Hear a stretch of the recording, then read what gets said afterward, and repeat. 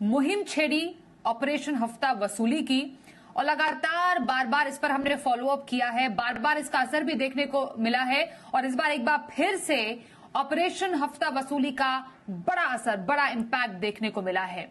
अब जो ताजा खबर आई है वो ये है कि सरकार अब गैर कानूनी लेन देन और बिना रजिस्ट्रेशन लोन देने वालों पर लगाम लगाने की तैयारी कर रही है और ये एक बहुत बड़ा असर है उस ऑपरेशन हफ्ता वसूली का जिसको हमने जोर शोर से उठाया था।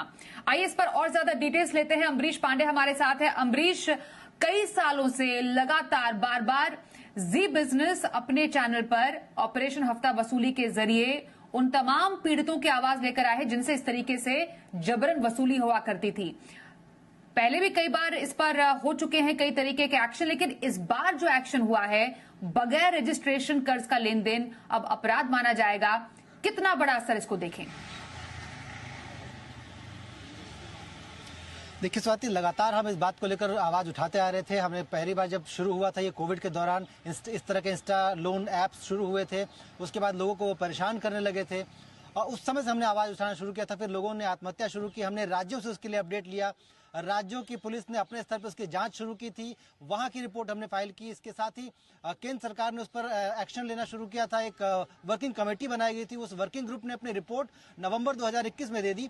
तब हमने अपने दर्शकों को बताया था कि किस तरह से हमारी पूरी मुहिम का असर हुआ है और किस तरह से सरकार इस पर आगे बढ़ रही है। और आज एक बड़ा इम्पैक्ट हम कह सकते हैं हमारी मुहिम का हुआ है, जहां हमने मुहिम को एक तरह से अंजाम पर ला दिया है। सरकार अब इसके लिए एक सख्त कानून बनाने जा रही है, जहां पे दो टूक शब्दों में सरकार का ये प्लान है कि किसी भी तरीके का जो अनरेगुलेटेड लेंडिंग लेन देन होगा वो नहीं किया जा सकता। भारत में, भारत के कानून के अनुसार उसको रजिस्टर्ड होना पड़ेगा। आरबीआई में, वित्त मंत्रालय के जो अन्य विभाग है उनसे उनकी मंजूरी होगी, तभी जाकर वो किसी तरह का आर्थिक लेन देन कर सकते हैं।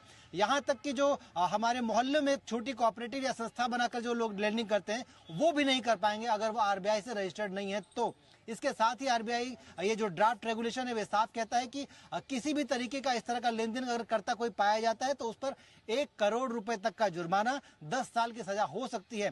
इसके साथ ही अगर किसी ने नियमों को दता बताते हुए अगर इस तरह का लोन दिया है और वो जबरन वसूली करने की कोशिश कर रहा है या फिर किसी तरीके से कानून को आड़े हाथ ले रहा है, तो ऐसी सूरत में 2 से लेकर 7 साल की कड़ी सजा। इसके अलावा इस केस में भी 2 लाख से लेकर 10 लाख तक का जुर्माना सरकार इसमें सुनिश्चित कर रही है।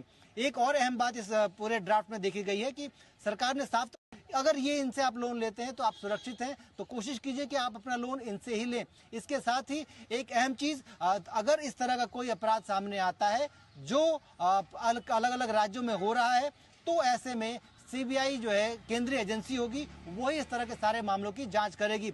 वजह यही है इसके पीछे